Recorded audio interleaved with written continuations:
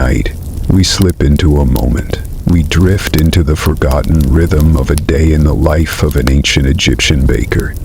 It is boring history, perfect for dozing off. The stars still shimmer above the Nile's dark ribbon, yet faint firelight already warms cool mud walls. You stretch beneath a woven reed blanket, sand still caught in your hair from yesterday's load. A shy owl hoots in the courtyard, and you smile at the hush before the day's smoke. Before you sink deeper into the pillow, brush a gentle tap on like feet. If these hushed tales soothe you, let subscribe follow. Somewhere out there, a tower leans gently in the wind, its marble breeze blocks catching the early glow. Watch your thoughts settle like flower dust. You turn on your side, hoping for gentle dreams. Still, you know you probably won't survive this sunrise if you linger.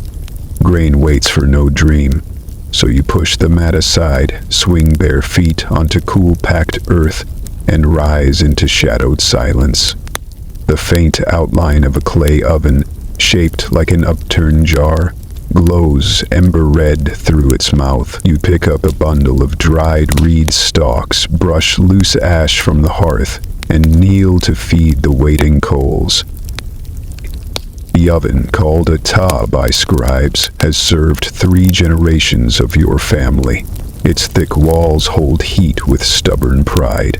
You feed it broken acacia sticks, each piece snapping with a soft pop that echoes against the courtyard wall. The scent, sweet resin and bright smoke, slips into your lungs, steadying your heart. You run a hand along the dome, feeling tiny cracks left by last flood season. You plan to patch them with fresh clay when the sun climbs higher. Until then, the oven must stay hot enough to wake the dough that still dreams nearby. A thin crescent of light peers over distant palms, and roosters argue in alleyways behind the bakery. You step inside the grain room where woven baskets rest in neat rows, lids tied tight against mice. Untying one, you scoop pale emmer kernels into a wide wooden bowl, the grains sliding like dry river sand. Each kernel carries the promise of bread and the memory of blue Nile water. Harvest scribes once measured Pharaoh's wealth in similar bowls. You pour them into a stone mortar, then lift a pounding pestle and begin the slow rhythm that turns gold seeds into rough meal. Sweat beads along your neck though dawn air remains cool. You pause, wipe your brow and listen to the oven breathe. It answers with a rolling sigh, as if hungry. You smile, return to the mortar, and grind until coarse meal coats the rim. Fine flour will knead the quern in hours of steady circles. Breakfast loaves ask only this rough mix. The rest of today's bread, bound for temple tables and dockside stalls, will require finer flour. That story waits beyond sunrise. You carry the bowl outside and tip meal into a shallow trough. Then you add water ladled from a clay jar cooled in the night air. Fingers spread, you stir until the mix thickens. You sprinkle a pinch of desert salt fetched last week from distant marsh flats. Salt preserves flavor, you whisper, and reminds sailors who they are when storms steal their way home. The dough gathers strength, clinging to your knuckles with stubborn cheer. When it pulls away from the trough sides cleanly, you cover it with damp linen and set it near the warm oven mouth to rest. Morning brightens. Neighbor courtyards flicker with similar oven lights, and somewhere a harp practice begins. Soft and slow, you move to the wood stack and select palm fronds to temper the heat, sliding them gently into the glowing mouth. Flames lick upward, then calm, leaving rolling embers. You drag a smooth paddle across the hearth floor, sweeping ash aside and making space for future loaves. The lone ibis drifts overhead, white wings catching fresh sunlight. Its shadow glides over the courtyard like a slow-moving sail. You lean against a limestone block saved from an old wall, letting your shoulders drop into calm relief. The block still holds a faint carving of lotus petals, chipped yet graceful. It echoes a mason's careful hand from seasons ago.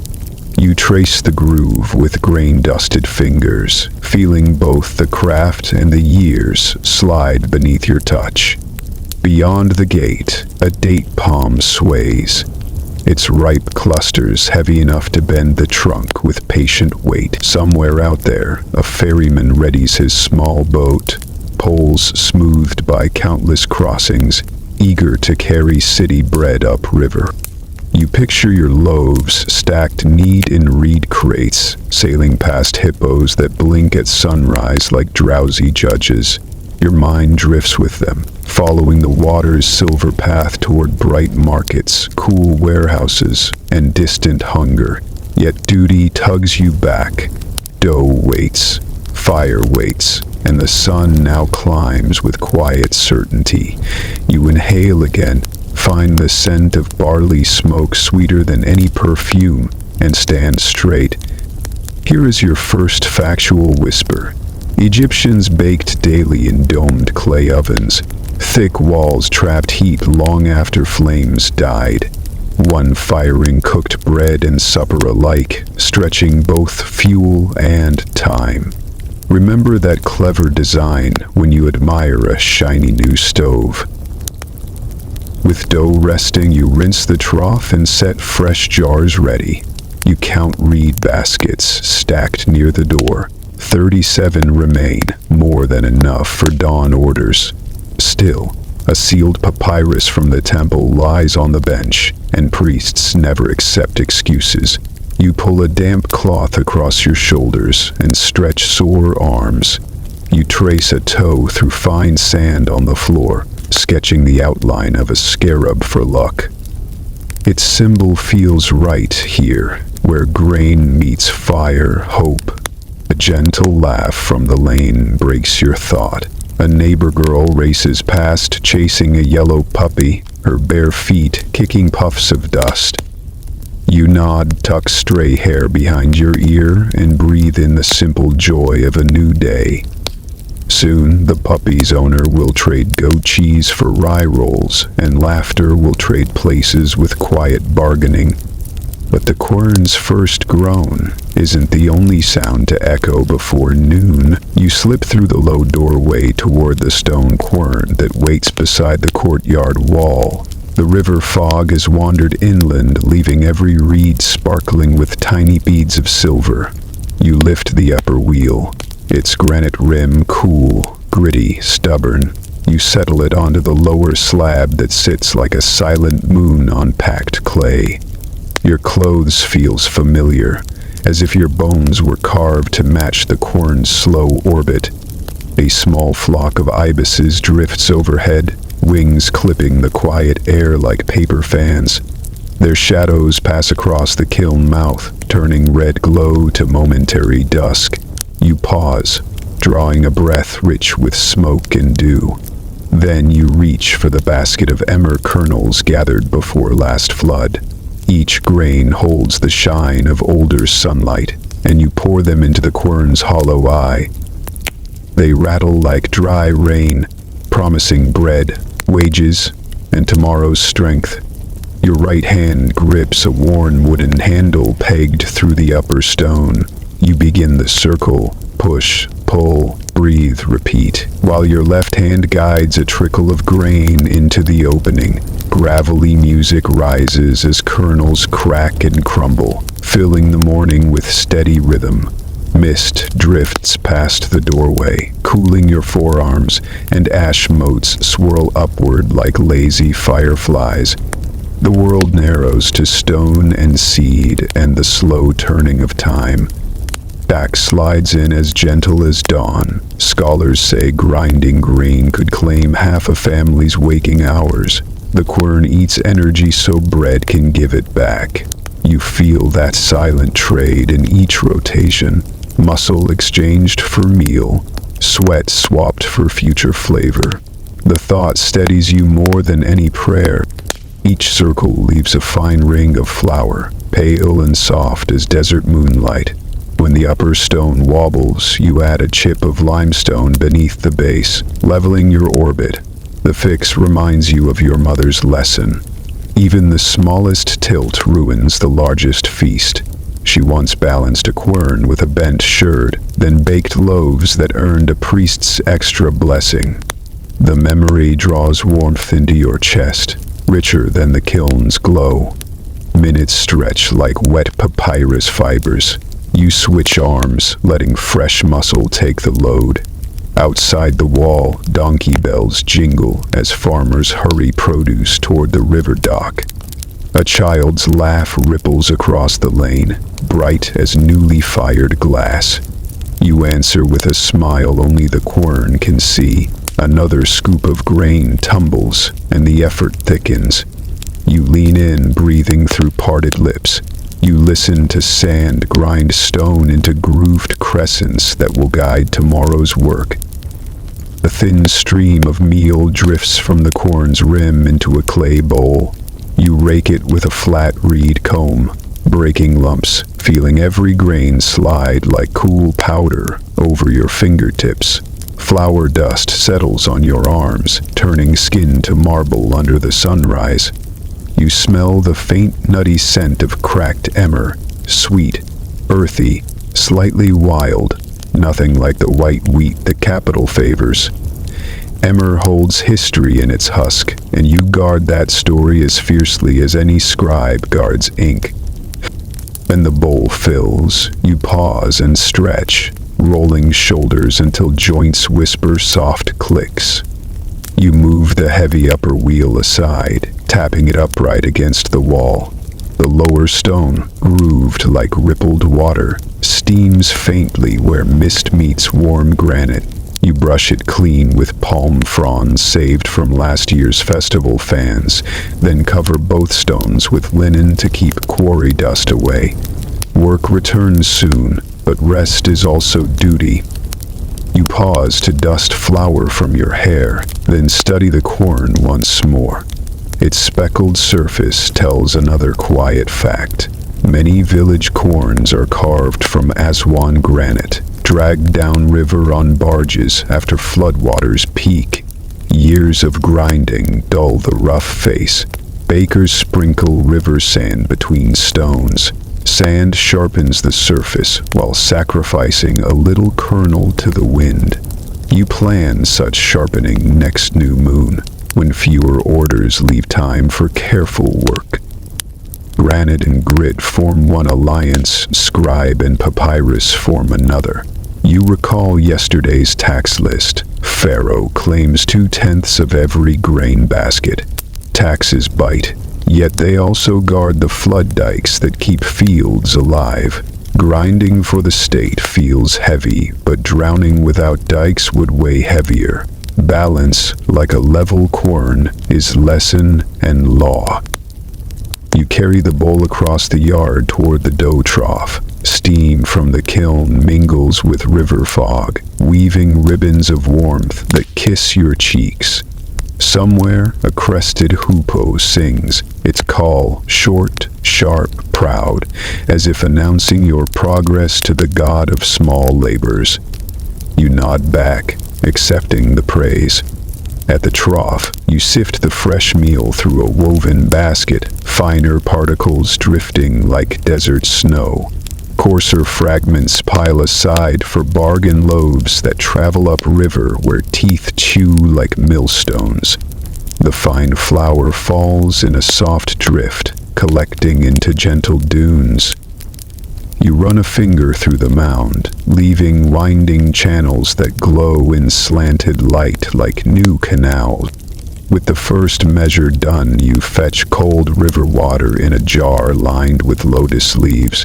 The leaves keep water cool and add a hint of perfume the city folk adore. You pour a ribbon across the flour, stir with fingertips, and watch milk-colored slurry thicken into dough.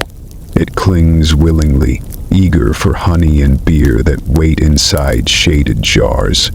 Patience rises slower than yeast. You set the mixing bowl near the oven mouth to capture gentle heat.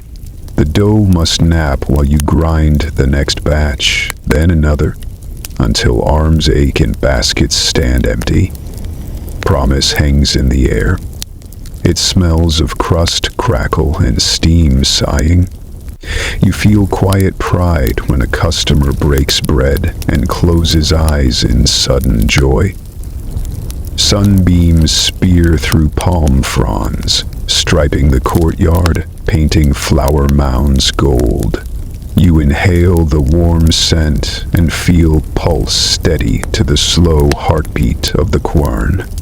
Work remains heavy, yet morning carries a hush that makes labor feel like song. But honey in its sealed jar is growing restless. You lift the jar of yesterday's beer, its skin of foamy gold still shimmering in dawn's thin light.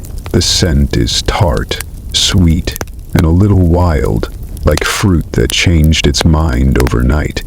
You swirl it slowly, letting the bubbles wake, then set it beside the clay bowl where the first dough slumbers under linen. The linen peels back with a soft sigh. The dough has already stretched, tiny blisters dotting the surface like moon craters. You press a fingertip into its belly and watch it spring almost halfway, eager and impatient. That impatience always reminds you of the river in flood, full of promise, yet ready to drown any late sleeper. You ladle a thin stream of beer across the center, the liquid seeping in and disappearing with a faint hiss. A line of honey follows, amber and thick, forming a sunlit ribbon across the pale mass. Bees traded thousands of blossoms for this sweetness, and you honor their labor with a whispered thanks. The smell that rises feels like warm mead caught between fresh straw and evening campfires. A reed spatula waits, carved by your uncle when Nile waters touch the courtyard wall. You draw it through the dough, folding edge to center, slow as turning pages in a night story. Beer's yeast meets last night's starter, and invisible sparks fly as they greet old friends. Somewhere deep inside, tiny gas pockets stretch and pop. Tiny cheers from a hidden crowd. Back drifts in on the steam. Historians discovered beer residue in bread shards buried with workers in royal tombs.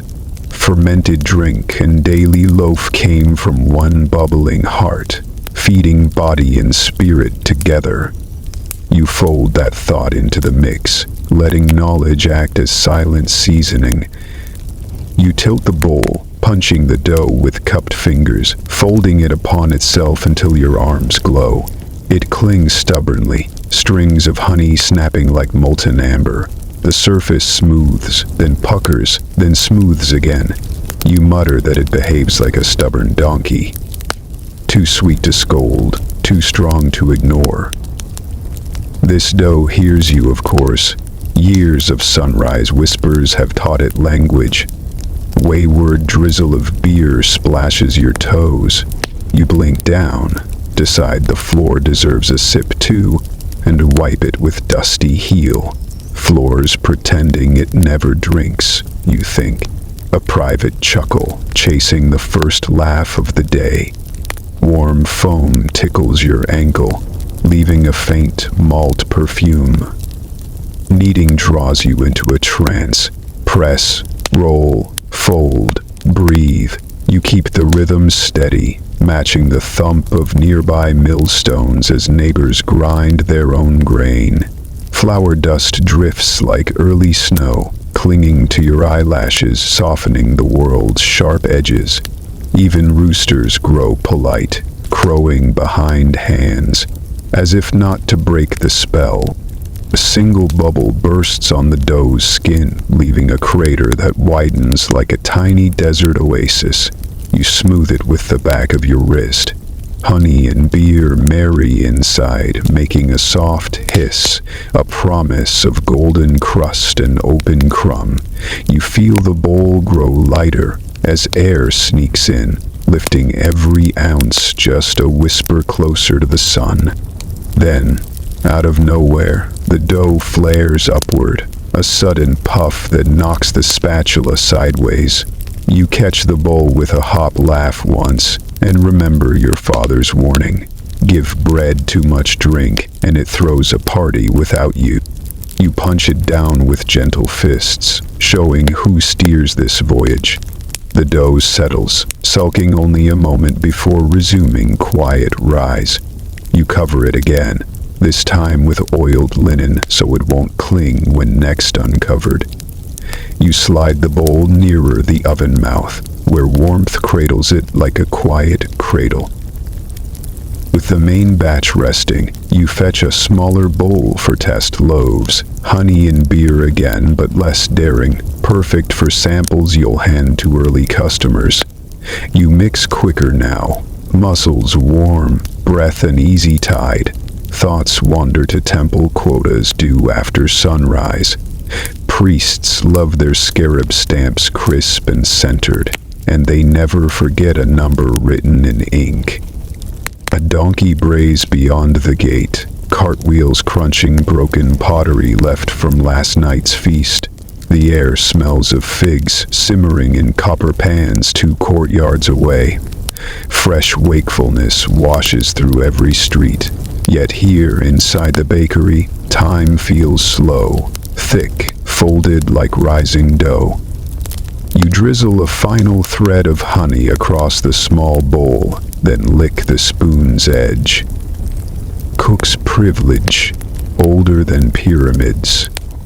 Sweetness sticks to your tongue, brighter than first light.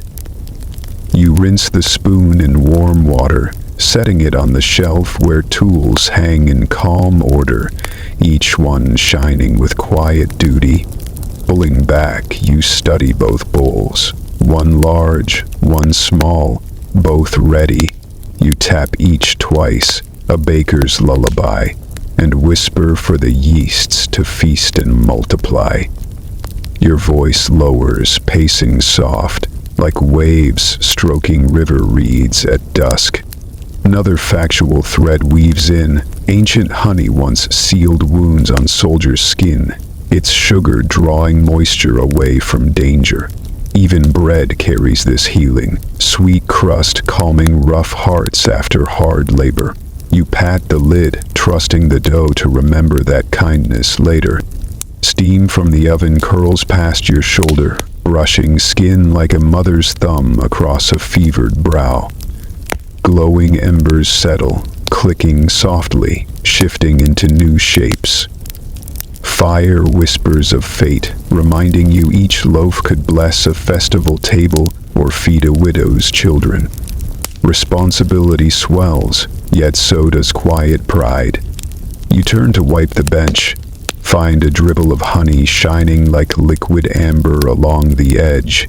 You follow it with a finger, then tongue, because no sweetness should go lost today. The taste lingers, warm and ancient, a souvenir of sun, flower, and buzzing wing. Jars are sealed, bowls are resting, benches wiped clean. The courtyard brightens, shifting from pale rose to confident gold. You breathe in, counting heartbeats, and feel the sunrise settle into your bones. Dough will double soon, work will triple. But in this pause before the rush, you are a quiet star in a stone sky. But the temple bell's first clang already flutters on the wind. The temple bell breaks the calm with a flat clang that rolls across roofs, bouncing off mud walls like a thrown pot lid. You freeze, hands buried in honey-smelling dough, and feel the echoes settle in your ribs. It is a summons, clear as sunrise. Priests want their morning loaves, and they want them stamped, counted, perfect. You white palms on a damp cloth, Fold the resting dough under fresh linen and hurry to the shelf where oval wooden molds wait. Each mold holds a raised scarab, front legs outstretched, wings tidy against its back. You tap one, testing for cracks, then tuck 6 beneath your arm. The kiln sighs behind you, giving off even heat that warms your neck as you walk. In the storeroom, papyrus orders hang from a nail.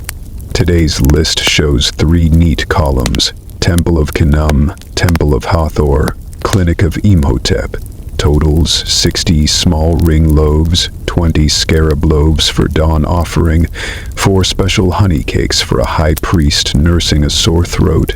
You roll the reed pen between fingers, note the numbers again, then whisper them twice so memory sticks. Fact settles as gently as dawn. Archaeologists found scarab-stamped bread inside sealed tombs.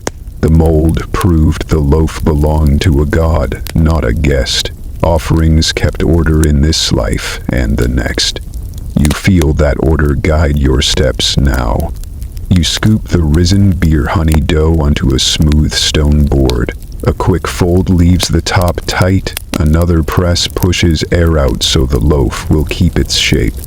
Dusting the mold with fine flour, you press it over the dome until dough squeezes around the scarab shape. When you lift, the beetle stands proud, shell glossy in early light. You line finished loaves on a reed tray, spacing each 3 finger widths apart so edges will crisp, not merge. The tray soon holds 10 neat beetles, ready for heat. You carry them to the oven mouth, sliding the paddle beneath the first row. The kiln's red eye opens, rushing warm air that smells of cedar and old straw. You set loaves inside, pivot, repeat, keeping motion smooth to save time and strength. Sweat beads under your headcloth. The sun has climbed past the yard wall, turning fog to steam. Still, you move with a quiet beat. Mold, dust, press, lift, place. Each loaf gains a scarab, each tray gains weight. Your biceps burn, yet focus sharpens like a knife honed on wet sandstone. From the lane, a boy's voice calls, "Priestly runner!" You glance up. A gangly youth waits at the gate, breath quick, bronze tablet in hand. You wave him forward. He bows, offers the tablet. The marks say, the temple move their offering feast forward. Loaves must arrive a half hour early. You nod, keeping words short. Breath is better spent on baking than on blame. You speed the work. Smaller balls of dough become ring loaves, punched through with a thumb, twisted once and set aside. You pour sesame across a few, sprinkle crushed fenugreek on others. Variety pleases the gods, or so the priests insist when bills arrive. You will not argue with gold. The kiln's first batch finishes. You draw the paddle out, revealing beetle shapes baked firm. Shells split in a thin smile. The crust glows chestnut, dusted with pale flour that settled like morning frost. You tap one. It sings a hollow note. Done. They slide onto a cooling rack made from date palm ribs. Steam rises, curling around your face, bringing fragrance of malt, honey, and hot stone. Time tightens. You shuffle trays, feed new loaves into the oven, sweep stray ash that might char the delicate wings. Behind you, the boy counts aloud, noting each loaf on a wax board. His math clacks like beetle legs. You catch a mistake. He skipped 8, and correct him with a raised brow. He flushes, fixes the line, and whispers thanks. Here, a softer fact. Scribes trained from childhood, yet bakery runners learned numbers on the run. Their quick sums steered grain from field to table, a living chain that fed the kingdom. You share that chain now, link by warm link.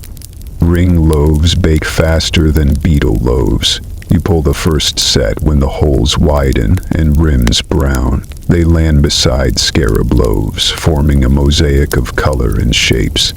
The heat lightens your head, but pride steadies your legs.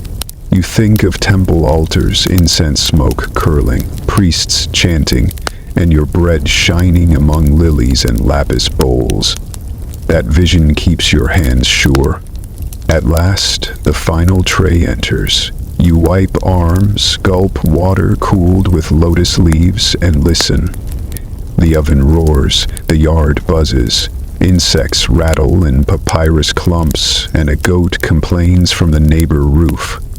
Life sounds busy, balanced, unstoppable. You turn to the runner. "Take the first crate," you say.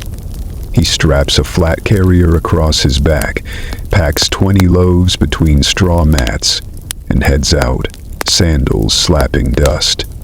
Another round will follow once cooled. You note the time by the sun's angle. If his feet stay quick, the bread will reach the altar before the first incense.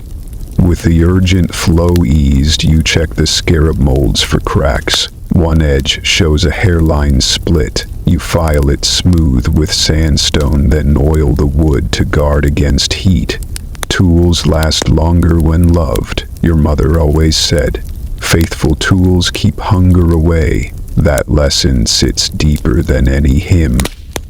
You stack leftover dough scraps, mix them with bran, and tuck the rough ball in a jar for tomorrow's starter. Nothing wasted, not here. Even crust chips feed goats or geese, who in turn gift feathers for quill pens. Circles rule all things along the Nile. You glance across the courtyard. The brewing jar bubbles. The rising dough lifts its linen roof again. Work continues. Yet for one breath, you allow stillness. You lean on the paddle handle, feeling kiln warmth seep into tired wrists. Ash flecks float like tiny stars. The temple order is nearly met, but sunrise still climbs. The day's battle only half begun. Flame pops, snapping you back. You smile faintly, check the final tray. Beetle shells shine, ring edges crisp. You stack them in reed crates padded with palm fronds, tie lids with twine, and mark each with a charcoal scarab. The boy returns, sweaty, thankful, ready for the next load. You slide the crate onto his back, clap his shoulder once, and watch him vanish through the gate, dust plume following. The bell's echo fades, replaced by simple street clatter. You exhale, letting shoulders drop, but a soft rustle behind the grain bins reminds you someone else prowls the bakery's edge. A hush settles behind the grain bins, heavier than any falling sand. Two green eyes glow within that pocket of shade, bright as polished malachite. The cat crouches, tail flicking like a reed shaken by river wind. It slides forward, nose lifting the linen that guards your proofing tray. A dough ball sticks between sharp teeth, rising steam trailing behind like scented smoke. You freeze for half a breath, then the thief springs backward, bun bobbing from its jaw. You lunge, shoes slipping over spilled flour, but the cat darts through a shaft of sun. Dough stretches from its mouth in a sticky ribbon that flicks white dust across the kiln. Sparks leap, as if the fire applauds the daring escape. The pursuit loops once around the glowing dome, past the limestone block and beneath hanging paddles. Bronze cups tremble, yet none fall, and your laughter slips out despite the rush. You halt, palms raised, letting the cat vanish behind barley sacks while your heartbeat settles. Frustration fades, replaced by grudging respect for such agile bravery. Egyptians cherish cats, calling them moo and painting them beside Bastet's gentle smile. Grain survives because sharp claws keep mice nervous, so law protects every whisker. Remembering that rule, you breathe out your anger. You kneel, whistle a crooked note learned from shepherd boys who charm goats. From a jar you draw a strip of dried fish, fresh enough to perfume the air. The cat peeks out, ears high, curiosity overriding caution. Step by step, the thief approaches, sniffs the treat, and releases the bun with a thud. It devours the fish in quick bites, then rubs its head against your ankle. You lift the dough, still warm, paw prints dotting its glossy skin. With a fold and turn, you hide the dents, coaxing the surface smooth again. Dough forgives, provided hands stay gentle. You set the mended bun in a smaller bowl. You dust the rim with bran and slide it near the kiln mouth. Gentle warmth will coax the yeast to wake again, stretching the crumb until it grows light and airy.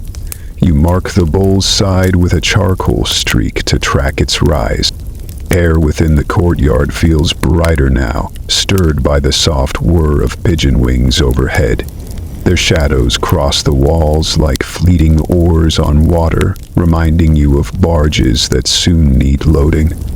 Those crews chew your bread at dawn, trusting its bite to carry them through midday currents. The cat lifts its head, ears shaped like tiny sails, then drifts back to dreams. You wonder what fills that slumber. Perhaps moonlit rooftops crowded with fish-shaped clouds, or alleys lined with cream bowls. Bastet herself might visit, praising the brave theft with a silver bell. Returning to the bench, you weigh lumps of fresh dough for festival rings. You pinch, twist, and roll. Fennel seeds form spirals that peek through the pale surface like tiny green jewels. Each piece must match the next within a grain's margin, or the priests will frown. Fennel offers more than flavor. Its oil eases unsettled stomachs after feast wine. Workers on dockside know this and favor your ring loaves over any sugared cake. Their word travels faster than pigeons. Good gossip, like good yeast, spreads wherever warmth and sweetness linger long enough. Another quiet fact glides between your thoughts. Clay ovens leave glassy beads in their walls when desert sand melts under fierce heat. Those beads glimmer when coal light is low, guiding sleepy bakers like hidden stars. You glimpse one now and trace its surface with a fingertip. You prop the reed tray of shaped rings on a turned pot, allowing air to kiss every curve. The pattern they form resembles concentric ripples after a thrown pebble. Each ripple promises crunch, aroma, and a soft center that pillows the tongue before vanishing like evening mist. At the courtyard gate, a street seller calls, offering bundles of fresh mint.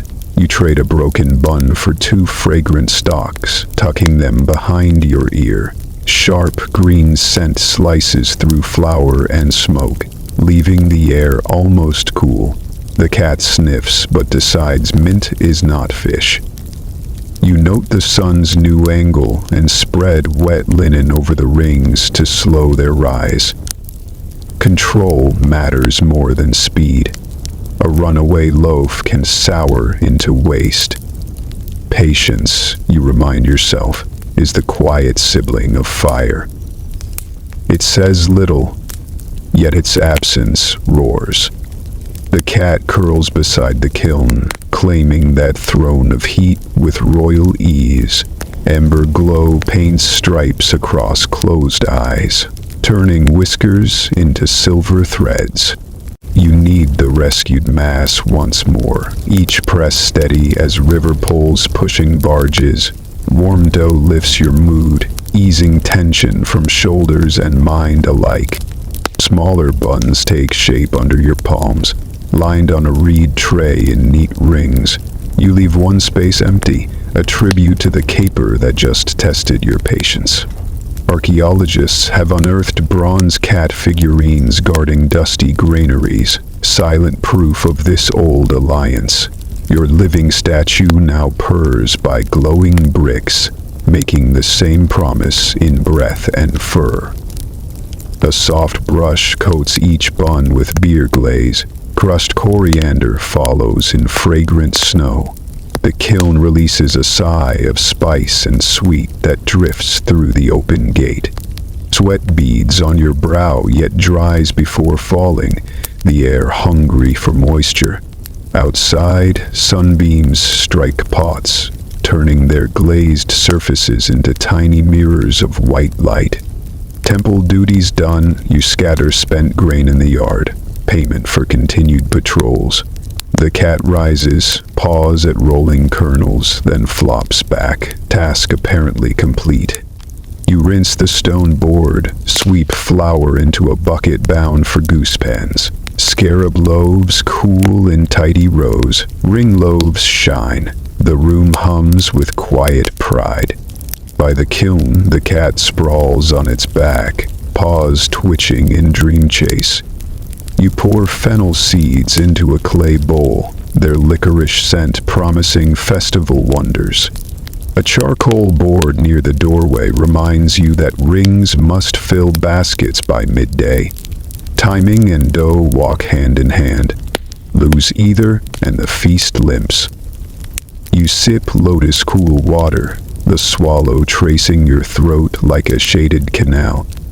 Papyrus rafters rustle. Dry husks drift down, spinning through sunlight like gentle sparks. Yet the fennel you scatter now will twist into bright rings that carry the festival's tune. You slide the reed tray closer, flex fingers, and begin shaping the true stars of tomorrow's flood feast. Fennel ring loaves that will circle the festival tables like linked boats on rising water. A lump of rested dough rests beneath your palms, warm as a sleeping puppy. You roll it into a long rope, thinning the center until it reaches the width of a child's wrist. Then, pinch the ends to form a tidy circle. The seam hides beneath a soft press of thumb and forefinger, sealing flavor and luck inside one continuous path. Sprigs of fresh fennel wait in a jar, their feathery leaves trembling against the rim. You strip seeds with a quick twist, letting them fall like tiny jade beads across the board. Their scent bursts sharp, sweet, and strangely cool, and it mingles with the earthy perfume of proofed dough. A pinch scatters over the ring before you press the seeds deep with gentle taps that dimple the surface. Each dent welcomes steam that will puff the crumb until it turns light enough to float, unlike royal paperwork. You keep the pace steady. Rope, pinch, seed, press, breathe. The courtyard air thickens with spice. Somewhere beyond the gate, children laugh as they practice reed horn songs for tomorrow's parade. Their clumsy notes waver, yet carry a promise that the flood will arrive gentle, not wild. A short plank serves as your measure. Every ring must match its length exactly, or the temple steward will mutter about sloppy hands. You line a finished loaf against the plank, trim excess, and knead scraps into the next rope. Nothing wasted. Grain is water frozen into seed, and water is life loaned by a capricious river. Flour dust clings to your forearms like pale cups. You pause to wipe sweat with the back of your wrist, then glance toward the kiln. Ember light pulses behind the low opening, steady and patient, as though timing your rhythm. Soon the rings will need that fire's embrace, but dough must rise first, so you grant them time. Patience rests beside the kneading board like an unseen assistant, quiet yet firm. You recall a story your grandfather told while twisting rings just like this. He claimed fennel sprung from the tears of a goddess who wept upon seeing bread wasted. Each droplet became a seed, carrying flavor that wards rot and worry. You never found that tale in a scribe's scroll, yet every harvest you plant a row of fennel beside the bakery door. Just in case, myth holds a grain of truth. Fact slides in with the ease of warm honey. Archaeologists uncovered fennel-specked loaves at Deir el-Medina, perfectly preserved in dry tomb air, proof that skilled hands seasoned daily bread 4,000 years ago. You smile, proud to stand in that fragrant lineage. The reed tray fills, rows of pale circles glistening with oil brushed from a crock of crushed sesame. You lift the tray onto an upturned amphora so stray cats, including today's daring thief, cannot reach. The cat watches anyway, tail swishing, eyes half closed as if judging your symmetry. A fresh cloth, damp and cool, floats over the rings. You tuck its edges, trapping moisture so gluten relaxes and air pockets expand. Rest follows labor as night follows dusk. Skip either and bread grows tough. You mark the time by the sun's angle, then return to the dough bowl for another batch. Eating again, you sense the street's heartbeat quicken. Potters wheel clay into bowls, weavers lift looms, water sellers clang bronze cups. Life hums in matching circles. You nod to that rhythm, letting your breath align with the pulse of a city built on silt and stubborn hope. Heat drifts over your back, a warning whisper. You stoke the kiln with palm slats, stirring coals until they glow like ruby fish swimming beneath black water. A quick hand sweep clears the hearth floor. Nothing must scorch the delicate rings. You test temperature by holding an arm inside the dome for a silent count of 3. Skin tingles yet doesn't sting, the perfect middle heat. The cloth lifts. Rings have doubled, seeds raised like tiny islands on gentle hills. You slide the paddle under the first row, shuffling 6 onto its broad face. They rest an inch apart, ready for the quick slide that spares their shape.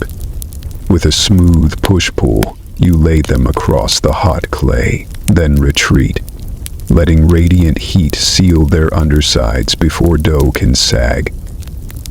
One batch enters, another waits. The cat chooses this moment to stretch and yawn, as if blessing the bake. Ember light flickers across its whiskers, turning each into a brief silver streak. You glance down at a ring that formed an uneven oval. Decide it mirrors the river bend near the temple causeway and place it proudly among the others. Perfect variety often lives inside imperfection. Minutes pass like slow drum beats. Steam escapes in faint hisses, carrying fennel perfume that floats over the courtyard wall. 2 neighbor girls drift close, eyes wide, noses twitching. You break a tiny scrap from an earlier test loaf, hand it over, and shoo them toward school before their mother worries. The first batch browns. You slip the paddle beneath, flip each ring once. Tops meet coals, bottoms greet open air. The quick turn evens color, building crust that will snap between teeth tomorrow. Crackle pops sings when crust meets heat, a tune softer than harp strings, yet just as sweet. Rings land on a cooling grid woven from palm ribs charred last season. The grid lifts bread into breezes that ripple down the alley, chilling crust without softening crunch. You tap one ring. It answers with a hollow note, the sound of trapped steam finishing its quiet work. While the next batch bakes, you fetch a jug of date flour syrup. A thin brush sweeps syrup across warm surfaces, making skins gleam like dawn wetting river reeds. Light catches every drop, sparking gold flashes that dance across flour-dusted walls. Your grin widens. Bread should feed eyes first, mouth second, memory forever. A soft rustle reminds you of the cat again. You toss a cooled oval into its waiting paws. It sniffs, licks syrup, and blinks approval before curling against the wall. Alliance renewed. You face the kiln once more. Sun climbs, shadows retreat, and trays mount in tidy towers. You pause to sip lotus-cooled water, throat grateful for the chill. Fennel scent lingers on lips, leaving aftertastes of anise and summer rain. The courtyard glows white, yet the work moves smoothly, almost floating, proof that muscle learns music when repetition turns to dance. Another simple truth surfaces. Flood festivals honor the river's gift of fresh soil. Bakers repay by sharing bread shaped like rolling waves. Each ring you finish reminds revelers that life moves in loops. Rise, crest, fall, rise again. You tie lids onto woven crates, marking counts in charcoal strokes. Fennel rings will travel to the temple, the dockside feast, and the surgeon's clinic to soothe weary throats. Your name will travel with them, carried on taste buds rather than ink. Reputation, like yeast, prefers warmth and time. The final batch cools. You breathe through a smile, watching steam drift and let satisfaction anchor inside chest and belly. Yet even as calm settles, ember tongues inside the kiln lick higher, eager for heavier loaves due next. But the kiln's red glow isn't patient with empty promises. Heat rolls from the kiln in steady waves that shimmer the courtyard like desert air above a mirage. You step close, paddle in hand, feeling lashes of warmth lick your forearms as sparks ride upward. Inside the clay dome, coals glow ruby red, their hearts pulsing, slow, sure, hypnotic. Each pulse reminds you the river's silt once baked into this very clay, turning mud into stubborn stone. A wide reed basket waits by your feet, loaded with dough domes proved to perfect rise. You test the nearest loaf with a fingertip. It sighs, then springs back, leaving only a shallow dent. That gentle rebound tells you gluten has stretched enough to trap steam, yet still release flavor. You whisper praise, then dust the paddle's face with bran so no crust will cling during loading. One by one, you slide 7 loaves across the paddle, arranging them like planets on an unseen chart. A swift push sends the board gliding into the kiln, and the loaves slip onto the scorching floor.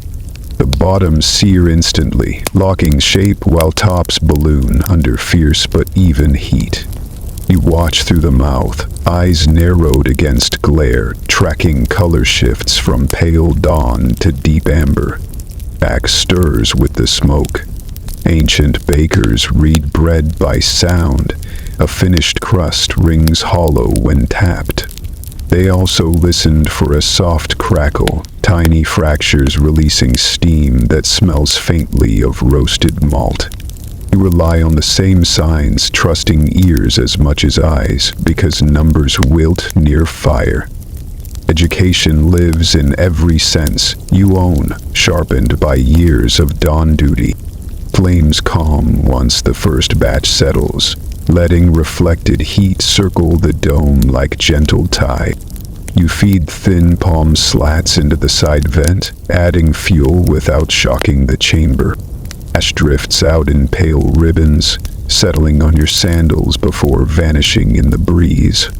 For a breath, the kiln looks like a miniature sunset, trapped and concentrated for humble grain. A second tray comes forward. You balance its weight against hip and thigh, muscle memory guiding every move. Loaves hold sesame crowns, seeds catching the glow and sparkling as if studded with tiny constellations. You lay them beside the first set, leaving 2 fingers distance, so crusts crisp, not fuse. Crackling rises, a gentle applause echoing off mud walls, and you smile into the heat. Steam now billows from vents at the dome's peak, curling like ghostly papyrus scrolls. Each coil carries the promise of soft crumb and lingering sweetness, markers of a successful bake. You step back, counting heartbeats, letting fire perform the work you prepared so carefully. Patience stretches time, smoothing sharp edges of urgency until moments flow like slow cocoa-colored water. A wooden stick, charred on one end, serves as your gauge. You reach in, tap a loaf twice. Thunk, thunk. The note rings clear and hollow. Color has deepened to chestnut, while thin flour streaks now appear like dawn clouds behind mountain peaks. Satisfied, you lever the paddle under the row and lift with one steady motion. Loaves exit into cooler air, exhaling a hiss that mingles honey, beer, and faint fennel left from earlier batches. The skin tightens as it cools, releasing micro cracks that sparkle momentarily before settling. You place each loaf on a cooling grid so breezes sweep beneath, carrying stray moisture away. Bread must lose weight to gain character. Excess water dulls flavor and softens crust. Paddle returns for the sesame group. Their tops read like star maps, seeds sinking slightly into dark crust. You slide them out, brushing a few loose seeds back onto the surface while whispering thanks for their fragrance. The cat lifts its head, sniffing approval, then resumes its sun-soaked nap. You cannot resist tearing a crumb from an edge. It steams between fingers, chewy and bright on the tongue. Crumb shows tiny tunnels, each lined with translucent sheen like sunrise caught inside sea glass. Flavor spreads warm honey, toasted grain and soft smoke, reminding you that simplicity often tastes like luxury. Another quiet truth surfaces while you chew. Researchers found tiny bubbles inside ancient loaves, identical to modern sourdough, proving flavor knows no dynasty. The knowledge glows within you brighter than the coals, linking past and present through invisible yeast.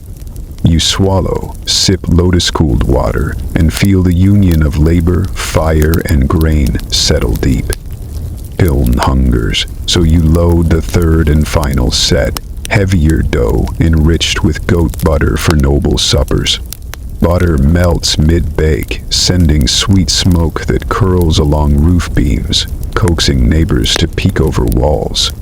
Their eyes shine, yet they wait, knowing barter time arrives only after temple orders finish.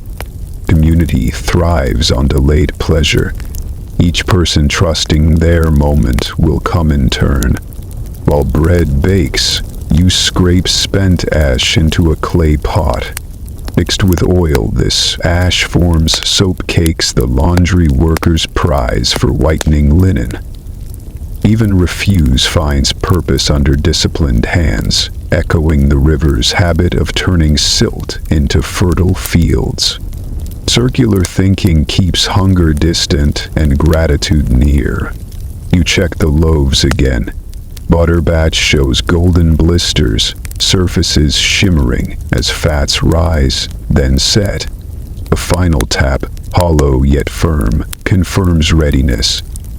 You extract them, stacking coolers high, and let the kiln rest, door half closed so temperatures fall with grace. Red glow fades to warm orange, like embers sighing after a long song.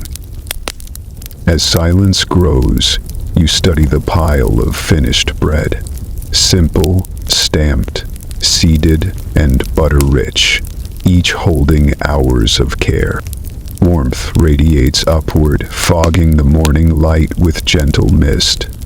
You begin filling reed crates, padding every layer with palm leaves to guard fragile crusts during travel.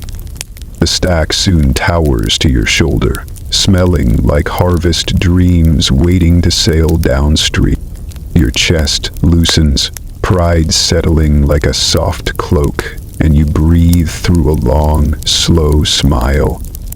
Yet calm shatters as new footsteps drum toward the gate, carrying news from the river docks. Footsteps drum nearer, crunching gravel like pestles grinding yet another dawn's worth of kernel dust. You raise your eyes from the cooling loaves, wrists still tingling from the paddle's weight. A tall scribe appears in the gate, reed pen tucked behind ear, robe too clean for baking.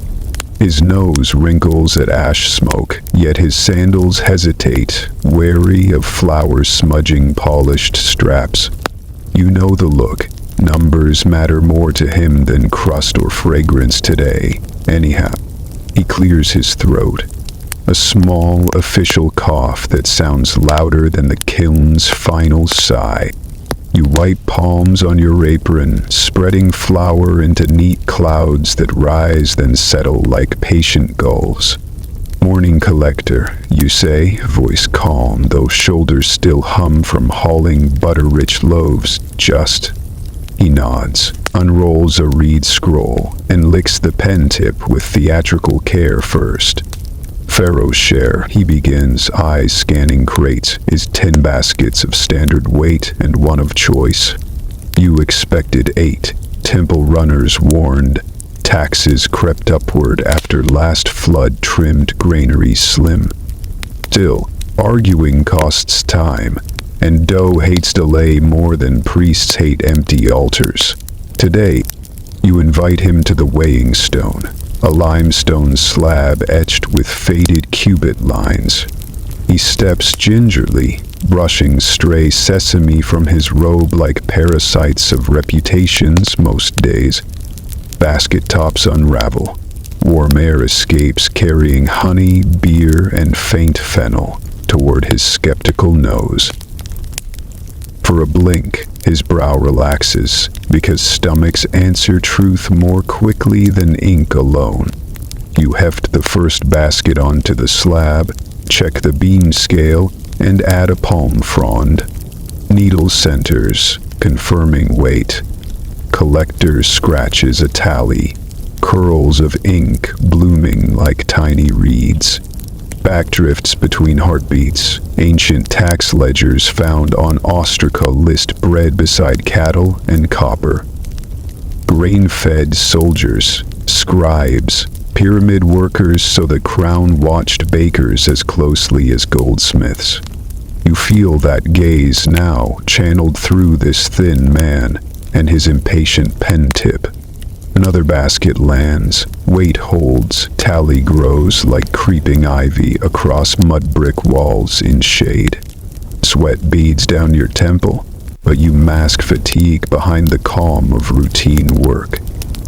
The collector coughs whenever ash drifts near, yet never offers to stand further back for comfort. Midway through the count, a bread chip cracks beneath his sandal, coating leather in golden crumbs. He grimaces, scribbles faster, as though finishing sooner might erase the accident from royal memory. You hide a smile behind raised forearm, remembering Butterbatch cooling only steps away.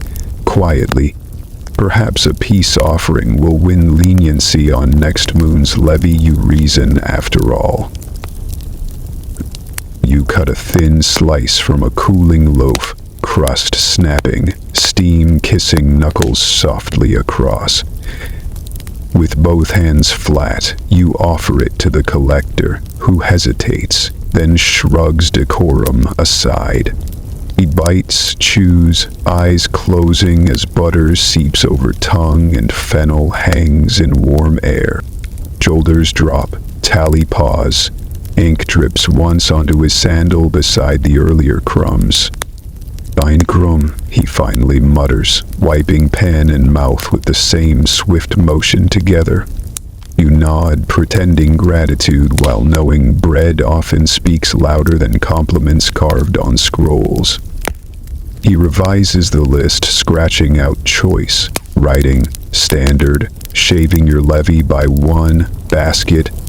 Relief slides through shoulders, cool as lotus water after a noon sun climb high today. 2 more crates weigh in, then the tally ends. Scroll curls shut with a crisp snap. Collector seals red with wax, stamping it using a bronze scarab identical to yours. For a breath, you share amusement at matching emblems. Baker and taxman bound by insects. He tucks scroll inside robe, accepts another crust, and steps toward the gate's sunlit lane. Outside, donkey bells jingle, ready to ferry Pharaoh's bread toward granaries near the palace docks. You watch him mount the cart, scroll safe, levy safe, then disappear behind a curve of mud wall. Silence rolls back in, broken only by the satisfied crackle of cooling crusts nearby now. You inhale, shoulders slump, and the courtyard feels wider without official breath clouding the air. Cat slinks from shade, whiskers twitching for leftover crumbs at the weighing stone right now. You oblige, flipping stray sesame toward her paws, grateful for small company after tall scrutiny.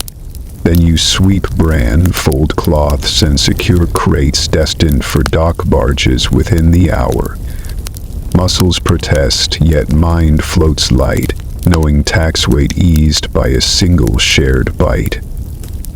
Fact whispers again, receipts carved on limestone blocks still list bakers who shorted levies by crumbs. Those names carry fines lasting generations. Proof bread may look soft, yet bear iron rules. Your name, you vow, shall travel only with scent of fennel, not scent of fear. You lift a cooled loaf, tap its base, listen to the hollow drum echo promise. Promise tastes best when shared, so you set aside 2 rings for the neighbor girls tonight. They'll return after lessons, cheeks smudged in chalk, eager for stories shaped like circles tonight.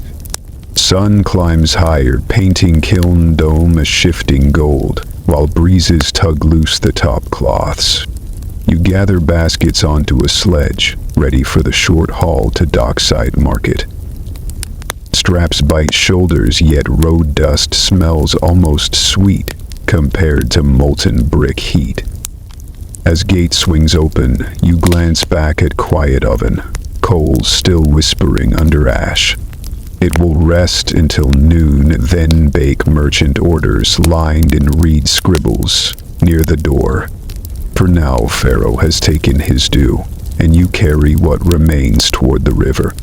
Ahead, sails bob, bright linen triangles fluttering like hundreds of bread crusts tossed against blue sky. Merchants shout, gulls cry, ropes creak, weaving a rhythm that quickens your tired feet. Dock hands wave, eager for breakfast bought with copper beads and fish jerky this morning. You smile, balancing sledge, and step onto sun-warmed planks that sigh under weight and hope. Wind cools sweat, carrying distant chatter of markets and nearer clatter of oars meeting water. Morning still young, but already the day glints with possibility like sunlight off bronze scales. The trading on open boards will test more than balance, especially when gossip costs less than figs. You guide the loaded sledge down the clay slope, stepping onto a pier that creaks like an old quern. Sunlight flashes off rippling water, chasing blue shards across weather-stained planks. A salt breeze threads through your flour-dusted hair, lifting the smell of warm bread above fish, tar, and donkey musk. Nearby gulls hover, hopeful thieves waiting for an untied bundle. You tighten the rope, then push forward through a maze of crates, nets, and half-mended sails. chorus of market voices rises, each pitch fighting for a moment's advantage. Date sellers sing in rolling tones, potters drum jars with reed sticks, and a harpist plucks 3 notes that vanish under a captain's barked orders. Copper scales clack, wooden cubit rods knock, and oars slack against hulls where deckhands test river-ready rhythm. You weave between the noise, letting it wash over nerves still aching from the tax weigh-in. The first stop is an elderly fig merchant whose stall smells of sunburst sweetness. Her baskets overflow with purple fruit, skins split by ripeness, juice glinting like polished amethyst. She eyes your bread, tapping an iron counterweight that looks suspiciously light. Without widening your grin, you lift a scarab loaf, break it clean, and fan aroma toward her wrinkled nose. Sweet malt, butter, and fennel drift across the gap. She sighs, then swaps the lighter weight for a heavier one. Honesty, coaxed by fragrance instead of law. Back rides the breeze. Inspectors once roamed docks with stone reference weights sealed by Pharaoh's mark. Cheaters lost cargo and sometimes fingers if measures failed the royal test. You offer neither threat nor stone, only bread, yet justice still lands. You trade 6 loaves for 2 baskets of figs, each basket lined with reed leaves to wick stray moisture. Weight balanced, the merchant presses a cool fruit into your palm, bonus for fair dealing, and mouths a blessing against weevils. Next you reach a fan seller shading himself beneath sailcloth patched with faded hieroglyphs. Palm rib fans hang in tidy rows, feathers dyed Nile pew quivering in the light breeze. He waves one lazily, pretending indifference. You place 3 ring loaves on his bench and flick a crumb toward his sandals. He scoops the bread, inhales, then lowers the fan price by half. Swiftness only a hungry stomach explains. Dry irony slips through your mind. This guy's marketing budget is literally crumbs. You pocket 2 fans, imagining the relief they'll bring during tomorrow's furnace-hot festival. Cluster of sailors loiters nearby, shirts open, skin shining with river spray.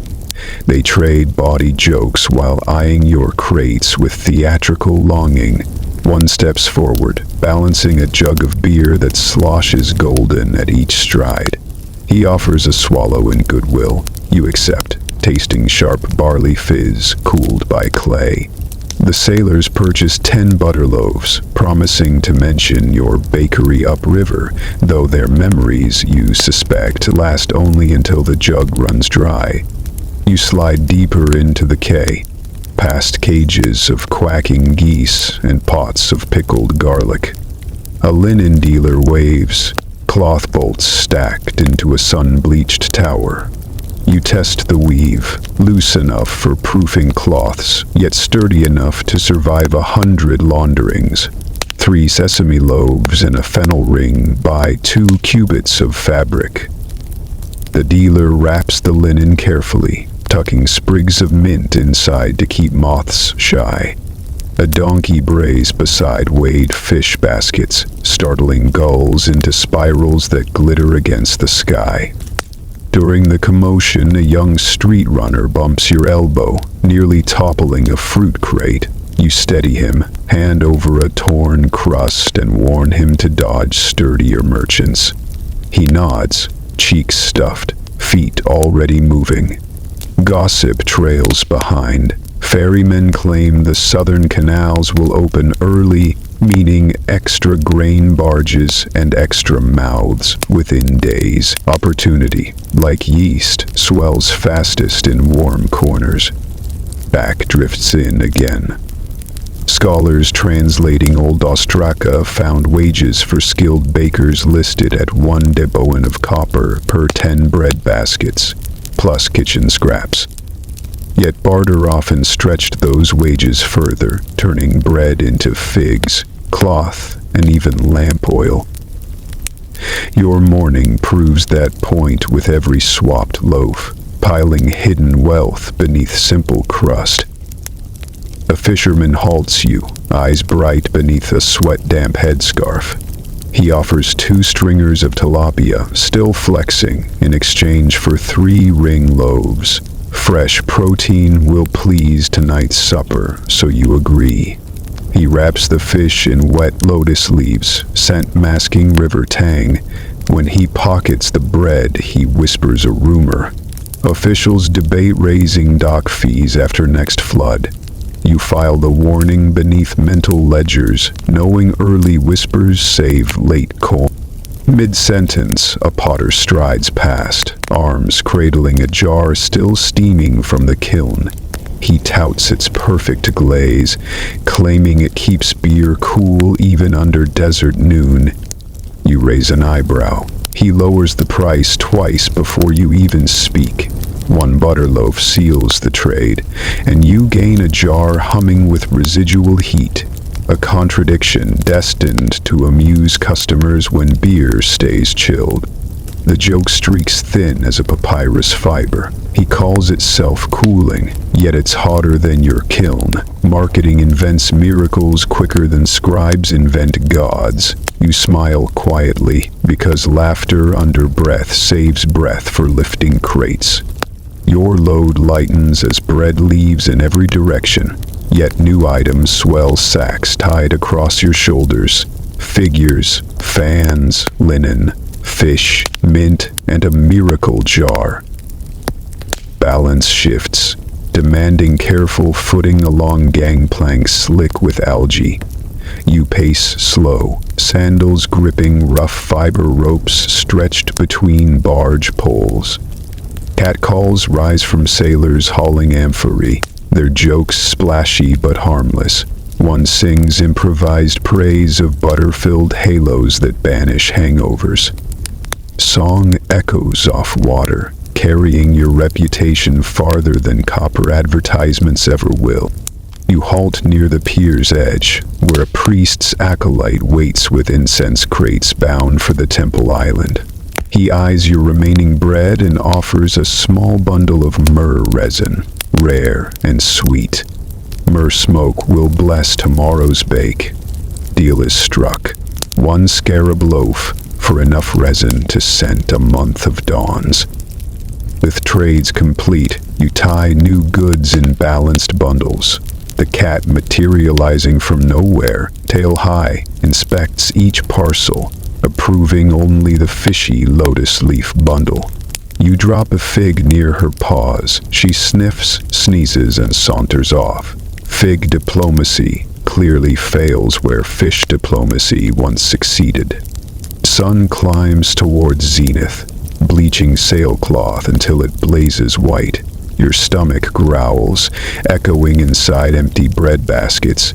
A single ring loaf remains, crust glossy under syrup glaze. You break it in halves, savoring anise warmth mixed with faint river salt. Energy, quick and sweet, trickles through tired limbs. You steer the emptied sledge away from the bustling boardwalk, weaving through knots of rope and driftwood. Behind you, gulls settle where breadcrumbs fell, pecking at flecks that once paid for linen. Ahead, stone alleys shimmer, promising narrow shade and a slower pulse. Backed touches your ear. Market stalls close midday to escape punishing heat, leaving docks silent enough to hear papyrus boats whisper past. You aim to beat that hush home. Dough waits, fire rests, and your arms beg for cool shadows. But the lane's lone tamarisk tree offers more than shade. It guards secrets spoken only when day holds its quietest breath. You retrace the narrow lane, shoulder-balancing traded bundles that thump your back with every quiet step. Dry dust swirls, blurring brick outlines, while noon sun presses down like a giant hand.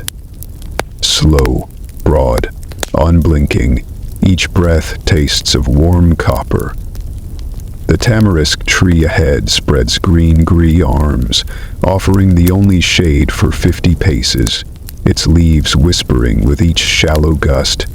You duck beneath the canopy, unload baskets, and feel hard tension melt from calves to heels. Reed mats wait here each afternoon, woven tight, corners anchored by smooth stones. You sit, then ease onto your side, letting cloth conform to spine and shoulders. A single cicada clicks nearby, then another, until steady drone surrounds you like invisible surf rolling against a sandy bank. Heat still shivers beyond the tree line, yet shade cools skin enough for breath to slow. You untie linen bundles, setting fish and figs on a flat plate chipped from an earlier firing. Figs split under thumb, bleeding jewel-red syrup that glints in mottled shadow. You bite one half, seed crunch mingling with soft pulp and faint river salt. Sweetness coating tongue and calming rising thirst. A palm-rib fan, blue feathers trembling, lifts air across your face. Muscles in forearm burn pleasantly, rhythm matching the cicada's pulse. Each stroke funnels leaf-scented breeze that kisses dried sweat away.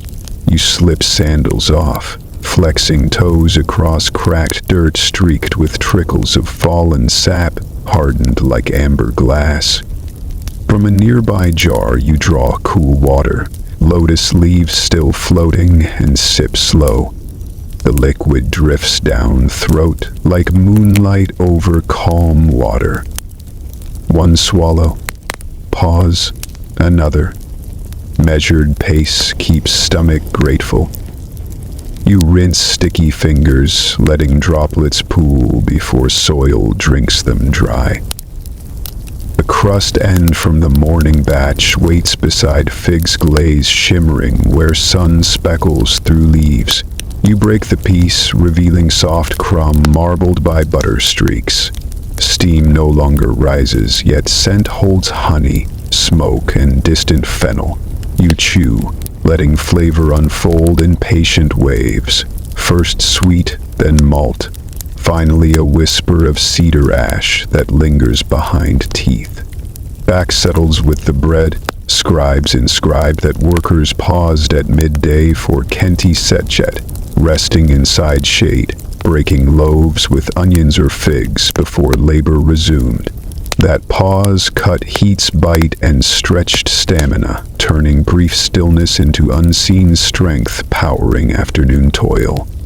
Your pause now honors that ancient wisdom, knitting worn sinew back into steady rope. Cat pads over, tail low, eyes half closed. She circles once, then flops beside your hip, spine aligning against your ribs as though both bodies molded from the same clay. Her purr joins the cicada chorus, deeper note rumbling beneath bright buzz. You scratch the spot behind warm ears. She answers with a lazy paw that taps your ankle, a silent command for more. Above, tamarisk's leaves shimmer in layered sheets, filtering noon glare into soft green gold patches. Light flickers across eyelids every time a leaf tilts, painting quick murals. Barges, scarab stamps, dripping honey, all drifting through half-dream. You listen as your heart slows, beating in time with distant oar creaks you almost imagine. The butter jar marvel rests nearby, outer glaze still warm from potter's hands. You test its promise, pouring a fingertip of water inside. Moments later, rim cools, warmth vanishing as inner moisture evaporates. A quiet grin curls. The jar might indeed tame tomorrow's fire-heated beer. Small miracles carry weight when days lean long. Cicada hume swells, then dips like a reed flute practicing gentle scales. The steady tone smears minutes into soft clay, reshaping time until thought itself unknots. You breathe, counting 5, then 7, then forget numbers altogether. Fennel aftertaste clings to palate, mingling with fig sugar in a tranquil blend. Cat's purr fades as she slips into sleep, whiskers twitching. You follow her cue, folding arms beneath head. Eyelids close, but mind stays afloat on rhythm. Fan swish, cicada buzz, your own slow inhale. The city beyond shade continues. Potters throw, scribes tally, goats complain, yet their clamor feels distant, muffled by leaf-woven veil. A dream's edge brushes cheek. You stand atop giant loaf that sails Nile currents, crust a crackling deck beneath sun, fish escorting like silver oars. Wind fills bread's hollow crumb, pushing you past temples where priests salute with butter knives. Laughter ripples, yours maybe, before scene dissolves into green flicker of real leaves again. Time passes. You know because shadows drift from trunk root to basket lid, drawing lazy arcs that measure world spin. You rise slowly, joints clicking like tiny kilns cooling. Cat stretches, yawns, then resumes nap. You sweep crumbs for her later, brush dust from tunic, and retie sandals. Another sip of lotus water clears fig sugar from tongue. Sun still glares, but its spear point lost edge. You fold mat, sling bundles, and breathe gratitude to tamarisk guardian whose shade stitched strength back into weary limbs. A cicada pauses mid-song. Silence rings, then chorus returns fresher, brisker, as if it too rested. You step into light. Heat greets, yet no longer crushes. Alley ahead ripples, but passable. Bakery waits. Dough will need shaping. Fire restoked. You glance once more at tree shimmer, then walk, pace measured, shoulders lower, spirit balanced like a well-filled cradle board. Yet a distant hush rides the wind, a soft sigh that carries grit from desert flats when you step back through the bakery gate. Afternoon light blisters against pale mud walls, and silence holds the courtyard like a suspended breath. A line of proofing baskets waits on the bench, dough domes rising beneath damp linen, their surfaces quivering at every ripple of hot air. You set your new fan beside the door, secure traded bundles on a shelf, and draw water from the cool jar, letting one splash trace its way down your dusty forearm. A faint sigh drifts over the roof, too dry to sound like wind, yet too restless to ignore. You tilt your head. The tamarisk's branches beyond the alley flicker, leaves flashing dull silver. A second sigh follows, harsher, dragging grit across brick. Instinct crowds your chest. Sandstorm. You tug the kiln door nearly shut, bank remaining coals beneath bricks, and drape a spare cloth over the open mouth. Sparks hiss, vanishing before they can feed the brewing gust. The first real blast slams the courtyard, pelting barley sacks with pepper-fine sand that pings like sudden rain on copper pans. You pull a reed shutter across the low window, tugging frayed rope to wedge its slats tight. Shade falls, green-brown and cool, but the courtyard beyond turns hazy gold. Dust eddies rise, swallow paw prints and fresh broom strokes until ground and air blur together like stirred milk. You hurry to the bench. Linen flaps, threatening to fly, so you weight each corner with smooth stones once collected from the riverbed for this very task. Sand skitters under the cloth's edge, but damp weave keeps most grains at bay. You exhale, pressing palms atop the center loaf to judge its pulse. Still slow, steady, safe. Fact curls through memory. Ancient builders angled bakery doors away from prevailing desert winds. A clever design that reduced storm damage while channeling cooling currents into workspaces. Your mother praised that wisdom whenever storms prowled. Now you feel its truth, as the lintel shields much of the blast, though not all.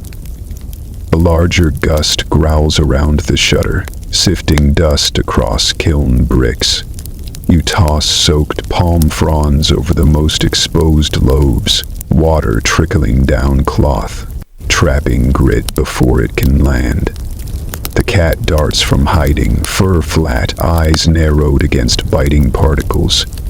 You scoop her beneath one arm, lift a basket with the other, and retreat to the back storeroom where walls run thicker than a priest's accounting scroll.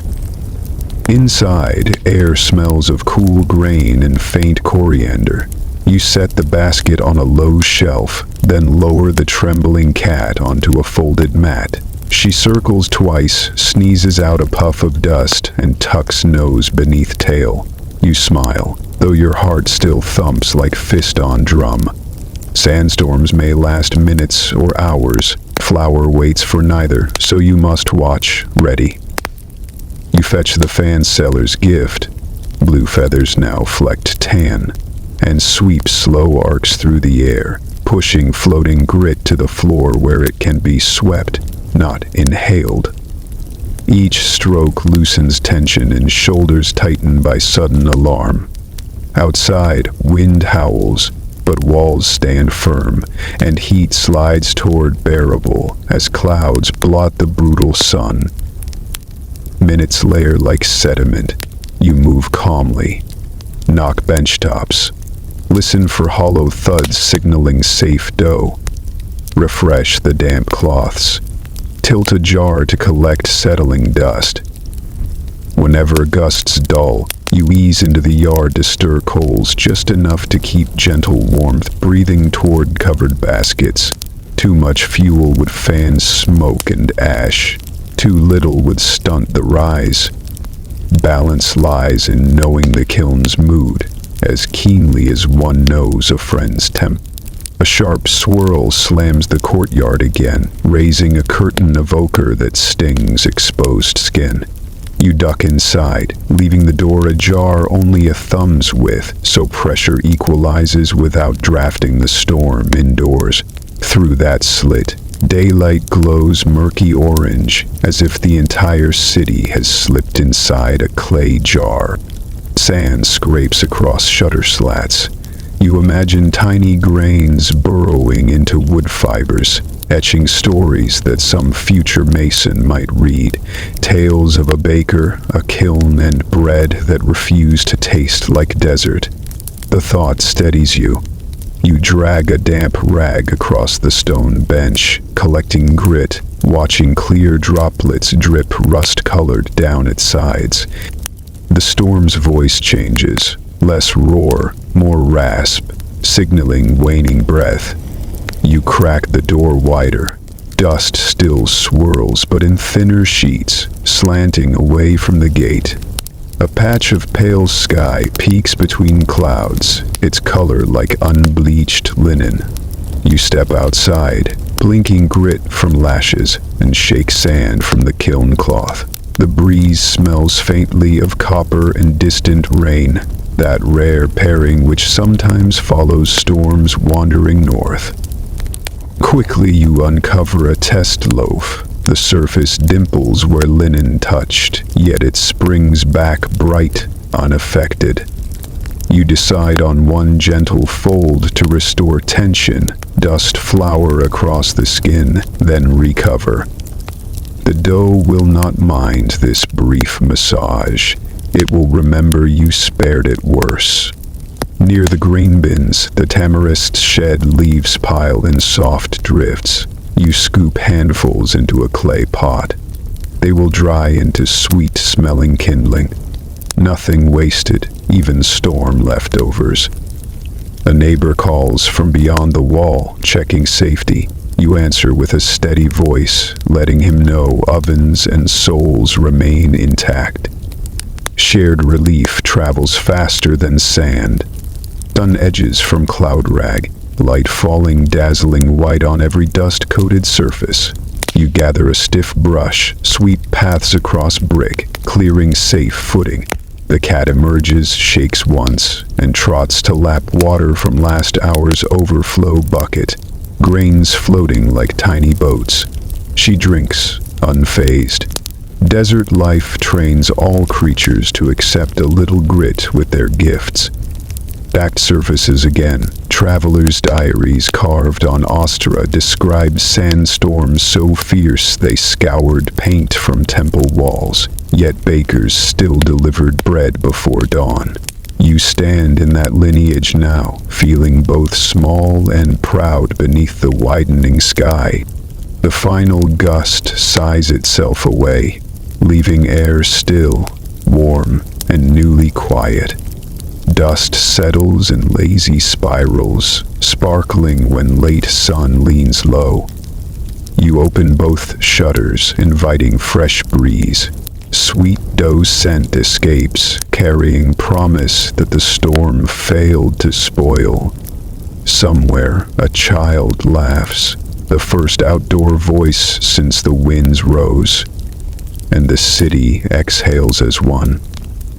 You return to the bench, peel lemons and smile.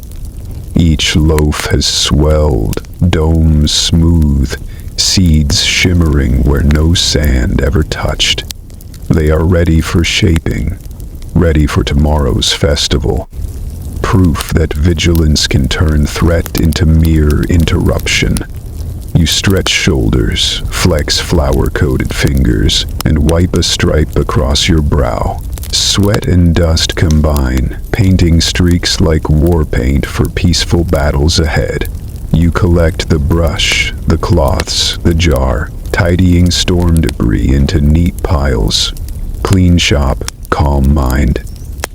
Yet even as you stack tools, a sharp rap sounds at the gate. 2 beats, then 3.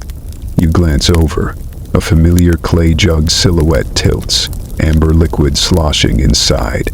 The brewer has arrived early, jug in hand and grin spread wide, eager to trade secrets as foamy as his beer.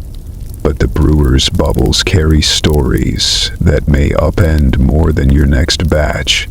The brewer ducks under the lintel, jug tucked beneath one elbow, foam flecking the rim like quick clouds. His grin announces half the deal before a single word escapes. You wipe grain dust from palms, return the grin, and motion him toward the bench where the sandstorm loaves rise in calm ranks. He sets the jug down with a hollow thud, then unties its reed stopper. A burst of date beer perfume, dark sugar, ripe stone fruit, and a teasing sour edge slides across the room, nudging every yeast cell awake. You lean over, swirl the jug in slow circles, watching bubbles cling to clay walls before bursting with soft pops. Brews this lively never hide their secrets long. You fetch 2 small cups. Cool water rinses yesterday's glaze, leaving rims clean enough for new stories. The brewer pours a thumb-thick sample, amber turning russet where lamplight slides through. You raise your cup, sip once. Flavor trips from sweet to tart, then finishes with a dry hum that tightens the edges of your smile. He beams. Praise delivered without a syllable. Backed drifts in with the foam. Hieroglyph tablets note royal brewhouses sending vats of date beer to quarry crews, rationed at 4 jugs per laborer per day. Liquid bread easing stone burdens. You tap the jug, honoring that lineage, and tilt it again, this time filling a shallow bowl for your sleeping starter.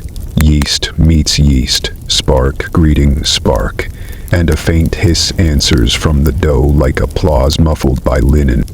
The brewer lifts a basket lid, admiring scarab loaves baked before the storm. He plucks one, weighs it, then gestures toward the jug in silent barter. You nod. One loaf buys 10 ladles. Old rates hold.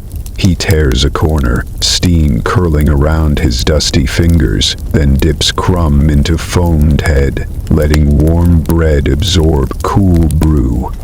Bite follows dip. Eyes close, shoulders drop. Bread and beer reunite like siblings who never argue for long. You set another loaf on the scale, balancing weights until beam floats level. He fills a small amphora from his larger jug, corking it with sandalwood that will lend a whisper of spice overnight. Trade rhythms settle the room. Loaf, wait, dip, pour, steady as a potter's wheel. The cat, sensing feast, saunters close, tail shaping question marks. The brewer breaks a tiny crust piece soaked through and flicks it floorward. She sniffs, sneezes, then decides barley snacks outrank fish today.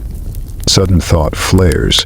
You've chased loftier rise for festival loaves, yet today's batch feels dense. You ask the brewer about his current mash, temperature, grain mix, timing. He taps the jug, then scratches in dust, warm hold, cooled late. You raise a brow. Cooling late invites wild yeast to party bold. He laughs, admitting the party rescued a mash left under sun too long. Dry irony slides mid-sentence. Sometimes failure invents flavor better than scribes invent excuses. The brewer's grin widens. He concedes the point. You fetch quill and scrap ostracon, jotting his numbers. Mash at dawn, stir until sun clears the roof. Shade with wet cloth, let it drift down slowly. He gestures for your starter ratio in return. You draw simple rows. 3 parts old dough, 10 parts new flour, 1 part sweet beer. Knowledge swaps hands as freely as crust. No coin changes pockets, only trust. To test his method, you scoop a ladle of foamy brew into a fresh mixing bowl. Add a spoon of honey and whisk until surface sparkles. Fine from this morning's grind, and soon a loose batter forms, fragrant with dates and malt. You set it near the quiet kiln mouth, still warm though fire rests. If bubbles wake within 10 breaths, the brewer's trick holds promise. While batter waits, you guide him to the storm-shaped doughs. He presses one gently, notes the soft rebound, and suggests a shorter bench proof to protect airy crumb from desert-dried crust. He learned that lesson on a road-stop bakery where wind never slept. Half the loaves cracked before dawn. You tuck the hint beside your own storm memories. Batter answers in 8 breaths. Froth lifts, breaks, lifts again. Proof enough. You grin, thanking him, and promise to fold this lively starter into tomorrow's festival batch. He whistles low, delighted that a casual rescue may crown holy tables. You fill a second amphora for insurance, scribbling storm batch on wax seal before storing it cool. Outside, the fading sun finds fresh courage after sand's retreat. Gold light spills across courtyard, catching dust, still circling in lazy swirls. Together you carry the beer jugs to the rear shelf, past sacks of coriander and fennel. You log counts on a slim palm leaf strip. Ink strokes quick, neat. 2 amphorae strong, 1 jug half, plus 1 brewer on credit for next rising tide. Another fact slips in gently. Archaeologists discovered centuries-old amphorae sealed with pitch. Beer still foamy when cracked. Testament to clay, resin, and patience. You pat the jar rim, hoping this batch becomes legend tasted sooner. The brewer wipes palms, readying to leave, but pauses beside the butter loaves cooling by the shutter. He traces 1 blistered crust, curious about your kiln's low ember finish. You explain the 3-count arm test, show how thin ash bed cushions butter-rich dough. He nods, pledges to test similar ash under his mash pot. Barley may blush sweeter if coddled by embers instead of flames. Trade complete, he hoists empty basket you filled with surplus crumbs bound for his chickens. Feathered yeast collectors, he jokes, pay eggs as rent. You open the gate. Twilight air smells of cooled earth and distant myrrh from temple incense. He salutes with jug raised, steps into street glow and fades into chatter rising for evening meal. You close the gate, slip bolt in place, and turn back to the bench. Baskets of dough sit ready for gentle shaping, and a new starter bubbles like a newborn frog chorus. Cat curls atop a warm amphora, paws tucked, belly round. You stroke her head once, thankful for guardians seen and unseen. You measure out the brewer's beer, drizzle 2 ladles into resting dough, and fold until streaks vanish. Texture loosens, sighs, then firms again. Balance reached. You tuck linen, mark baskets, and breathe deep. Faint malt lingers in air, promising crust with stories baked inside. Night edges closer, painting bricks violet. You set a small lamp on the board, its flame wobbling as if tasting the beer-rich breeze. Work slows, sounds thin, yet inside each basket life sparks, yeast feasting through hours to come. You rinse cups, wipe bench, and tally trades. Figs, fish, fans, linen, and now beer knowledge richer than copper. But as you catalog gains, a hush settles near the gate. River water slaps softly, carrying little boats of bread you almost forgot. You gather the last handfuls of supple dough. Each walnut-sized piece rolls warm between your palms, soft as a nestling sparrow. Late light slants gold across flour-dusted bricks, and the courtyard hushes after the storm. Tonight these small shapes must float where spoken wishes cannot sail. Thumb and forefinger pinch every ball. You flatten one side, then fold edges upward, coaxing a tiny prow that curves like a crescent moon. A single sesame seed crowns the bow, ready to catch the first hint of dusk. 30 boats soon line a reed mat, hulls brushed with honey, thinned by the brewer's bright beer. The cat watches from a grain jar, tail swishing a silent drumbeat. Your grin answers her steady gaze. Guardians arrive in many forms. A hiss from the resting kiln urges haste. Evening currents will not wait for doubting hands. You hoist the tray onto one shoulder. Lanes lie quiet as merchants fold stalls and children chase blown palm leaves. Candle flames tremble behind shutters, painting mud walls with amber waves. Your sandals whisper on cooling earth, tracing a path older than any name you carry. River scent greets you at the alley mouth. Wet stone mixes with lotus musk and a hint of fish skin bite. Mist curls above dark water, rising like incense toward hidden stars. Fishermen mend nets by touch, their whispers careful so night can breathe. Beneath a moon-pale sycamore you set the tray on a broken altar stone. Each bread hull dips into clarified butter, gleaming like bronze mini-barges. A dusting of crushed fennel recalls this morning's festival rings, guiding blessings downstream by scent alone. Clay tablets from the Middle Kingdom record floating loaves offered to Hapi at every new flood. Scribes weighed each boat to the grain and noted every safe launch. bread returned thanks to the river that feeds bread. A circle baked into crust. You step onto a plank jetty. Wood feels damp beneath your soles. Barges creak, nets drip, and a night heron calls, a voice raw and ancient. Kneeling, you lower the first glowing boat until water kisses its hull, then let go. It bobs once, lantern sheen catching torchlight, then glides into the slow current. Boat follows boat, gentle splash, softer sigh, silver ripples spreading.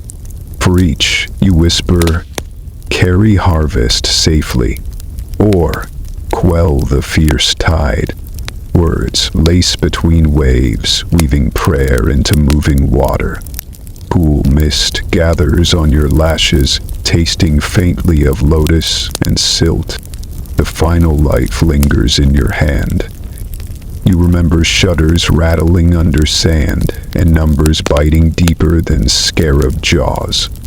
Pressing lips to crust, you drop it free. It spins, steadies, then joins the glowing procession, lights blending with river stars. Temple drums echo across the far bank, 3 low beats that match your heartbeat. The cloud slides clear of the moon, turning water to brushed silver. For one breath, boats and constellations seem carved from the same quiet metal. The cat pads onto the jetty, paws silent. She peers at fleeing lights, whiskers twitching, then bats at a moth drawn by leftover honey. Moth escapes, she yawns, deciding some hunts are meant only for watching. You scoop stray crumbs into your pouch and lift the empty mat. Heading home, you pass neighbors setting low lamps to invite cooler air. They nod, unaware their dreams already ride the river. And far off, a lute hums, strings tuned just tight enough to echo water wheels. At the courtyard, kiln bricks glow under a thin ash veil like hidden embers. You rinse hands in lotus water, then dab cool drops along brow and neck. Night smells of damp clay and new starter, a pulse steady beneath silence. Orion's crooked staff peaks above the eastern roof, pointing toward cataracts where floodwaters gather courage. Your whispered thanks drift upward, asking mercy when those waters arrive. Gratitude swells inside you warm as rising dough.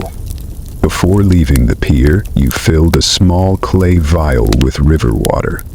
Folklore says one drop carries tomorrow's rise inside its swirling life. You cork the vial with figwood and tuck it beside the brewer's amphora.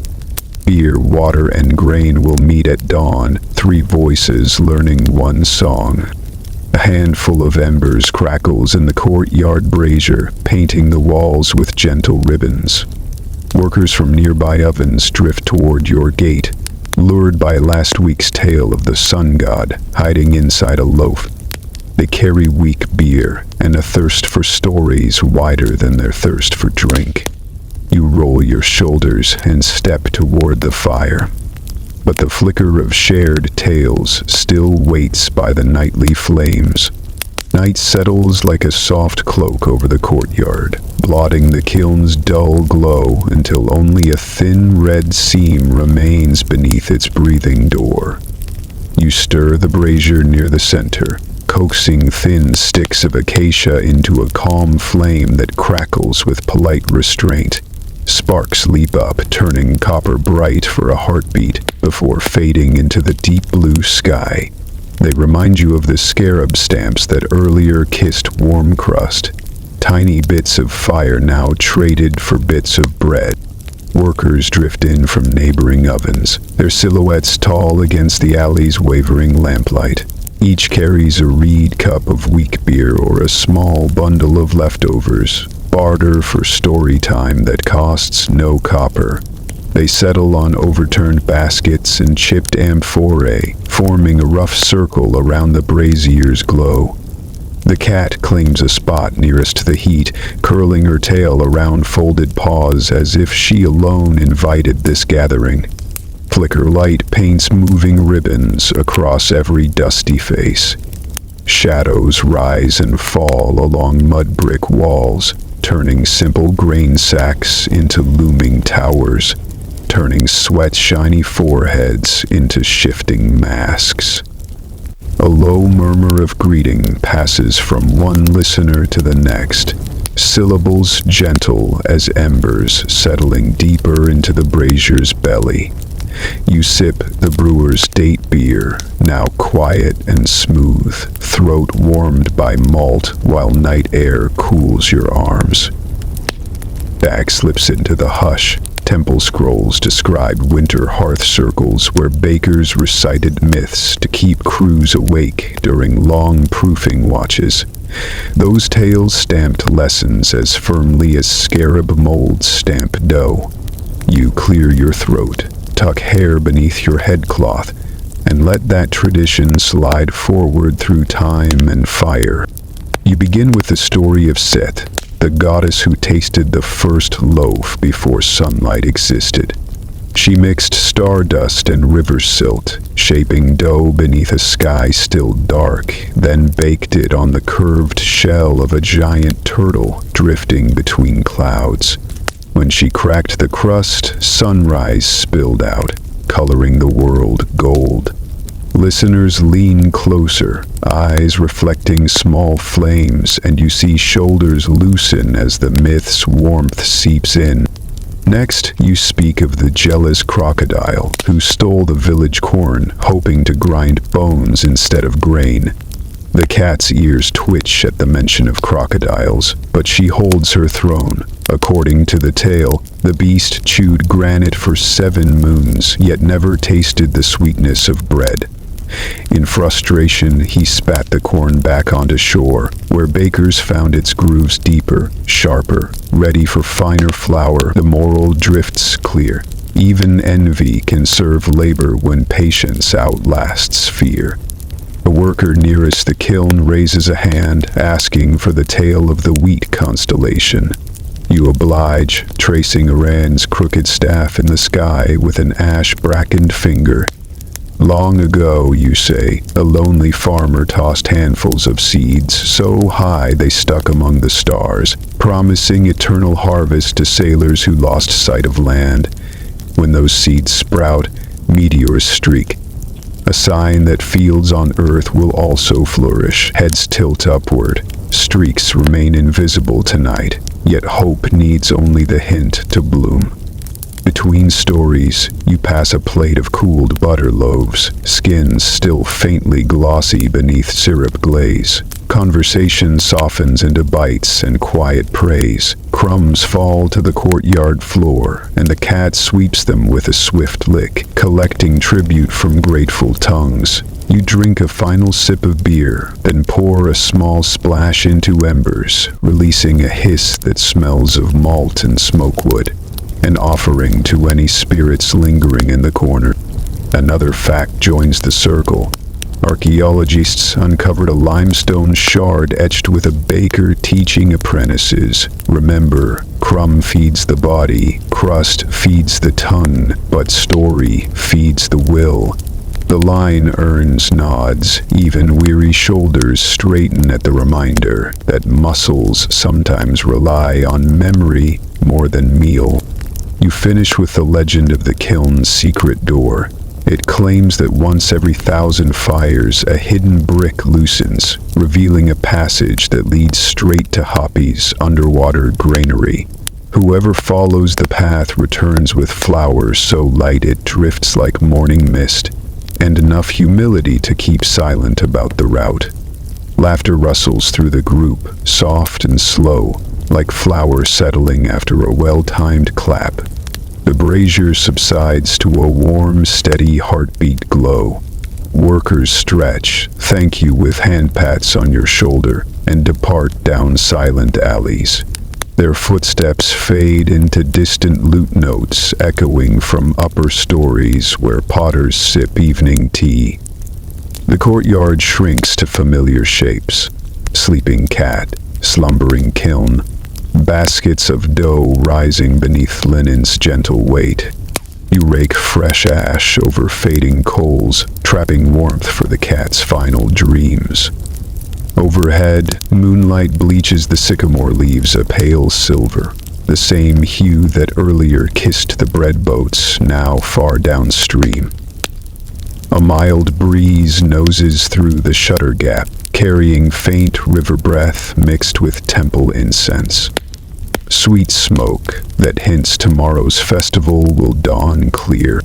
You fold the spare mats, hang the empty cups, and gather crumbs into a palm before tossing them to shadows where small night birds hop, unseen but hungry. Lamps along the wall lose fuel, flames shrinking to embers that mimic the kiln's slow exhale. Your own shoulders dip, that easy slump signaling a days-long arc approaching rest. Yet one duty remains.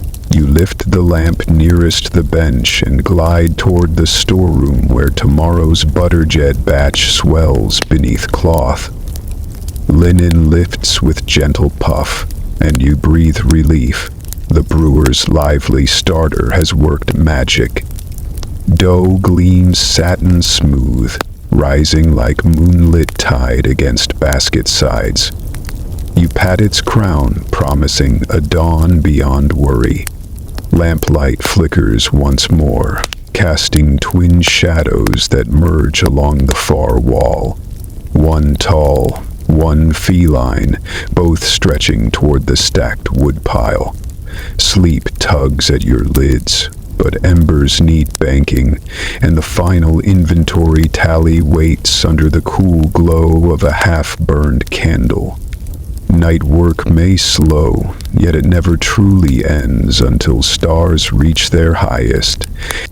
A single ember pops, throwing a tiny spark that arcs before fading, whispering of coals that will murmur all the way to sunrise. You ease the courtyard gate closed, lifting the bolt so it won't clack and wake the cat. Moonlight pours over kiln bricks, silvering ash that earlier glowed ember red. Warm dust still hangs in the air, tasting faintly of fennel, cedar, and beer. Your body remembers every dawn, yet tonight muscles float, as light as sifted flour. You cross the yard, sandals whispering, and touch the kiln's flank to judge its final breath. Heat lingers, gentle as shared laughter, keeping tomorrow's starter snug inside stone walls. You open the storeroom. Stacks of cooled loaves rest like sleeping soldiers, crusts whisper crackling whenever night breeze slips through. A reed tally board waits nearby, scores of charcoal marks half finished. You lift a lamp, its flame bobbing, and begin counting. Simple, seated, butter-rich, festival rings. Each loaf earns a quick stroke, building columns that march toward profit and pride. Fact nestles among numbers. Egyptians paid builders part of their wages in bread, proof that labor measured value in crumbs before coins. Halfway down the list, you pause to log gifts siphoned for trades, figures, fish, fans, and brewers' tips. Ink flows steady, nibs scratching like cicadas practicing winter songs. You mutter that even stars clock out sooner than tax scribes. Must be nice. The joke drifts upward, fading beneath rafters where grain sacks sway. Cat materializes, tail high, then hops onto the shelf to inspect your math. Satisfied, she curls atop the parchment stack, anchoring tomorrow's orders with purring weight. You seal the tally with a smear of wax, pressing a clay scarab into warm resin. Stamp glints dull gold under lamplight, matching marks on temple jars and royal ledgers alike. Sybil binds day's work to lineage stretching past pyramid shadows into forgotten dynasties. Next you draw water, Sprinkle the courtyard bricks and sweep lingering grit from the storm. Moist dust settles, air clears, and the kiln exhales, soot scent thinning into cool night. Pond shadows ripple across the walls, looking like dark waves lapping mud brick shores. You climb narrow stairs to the flat roof, carrying a reed mat and a jar of lotus water. Roof tiles hold stored heat, warming souls while moon breezes lift sweat from your neck. You unroll the mat, face south where the river snakes unseen, and sit cross-legged. Below, the city hushes. Only distant oar splashes and a stray lyre echo between adobe canyons. Overhead, stars scatter bright grains across an endless quern. Back glows with them. Scribes tracked sop dead are serious to predict flood's first swell, tying cosmic pulses to earthly bread. You follow that star now, tracing its flicker, whispering thanks for waters still restrained. Without flood, no silt. Without silt, no grain. Without grain, no story. You sip water, cool as dawn shadows on limestone. Lotus scent calms breath, letting ribs expand in easy rhythm. Each swallow loosens knots woven by taxmen's sandstorms and runaway cats. Beside you, the cat settles, eyes half closed, whiskers catching stray moonbeams. She kneads the mat, purrs, then rolls onto her back, belly a pale crescent. You scratch gently, remembering how sacred paws guard temples and granaries alike. A low ember pop below signals kiln's final sigh. You rise, lean over parapet, and watch smoke ribbon fade into sky. Workhorse rests. Tomorrow you'll scrape walls, patch cracks, and rekindle the heart at dawn. Returning to mat, you unfold a small papyrus scrap. Your mother's recipe for festival sweetbreads. Edges worn, ink brown, yet words stand firm like carved cartouches. You trace each glyph, promising to share the secret with the next apprentice bold enough to wake before sparrows. Lamp wick gutters. You shield it, coaxing one last glow to finish notes. List ready, stamp set, stories traded, prayers floated. You finally accept night's gentle summons. You pack ledger, cap ink, and blow out flame, leaving moonlight to handle the rest. Roof tiles cool under your spine as you lie back, arms a loose cross. Wind drifts over palms, rustling fronds with lullaby rust. Art slows, matching distant water wheels, turning grain to promise. Soft fact cradles sleep. Ancient bakers sometimes sprinkled sleep-drunk flour over burning coals to test embers, reading the hush between pops like bedtime poetry. Pulitzer Prize-winning poet David Fayez has summoned fibrous poems written in pops to test embers for fibers and you smile, content that your kiln spoke clearly tonight. Breath deepens, lids droop, cat's purr slides into steady night symphony. You sit up once more, retrieving a small vial of myrrh resin traded at the docks. You crumble a flake onto the brazier, watching fragrant smoke pulse skyward in lazy spirals.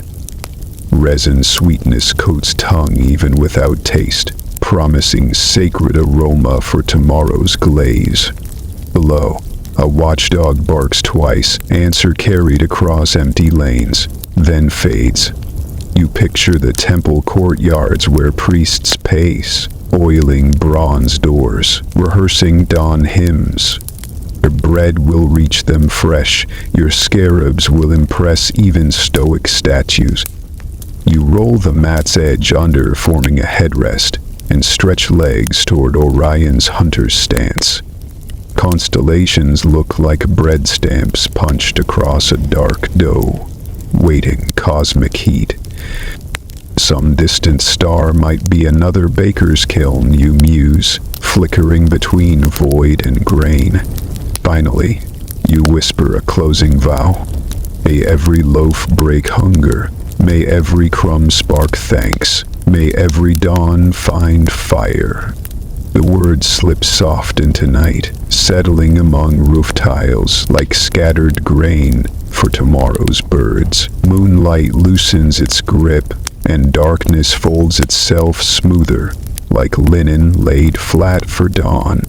You feel every muscle hush, each joint slipping into place, warm yet weightless.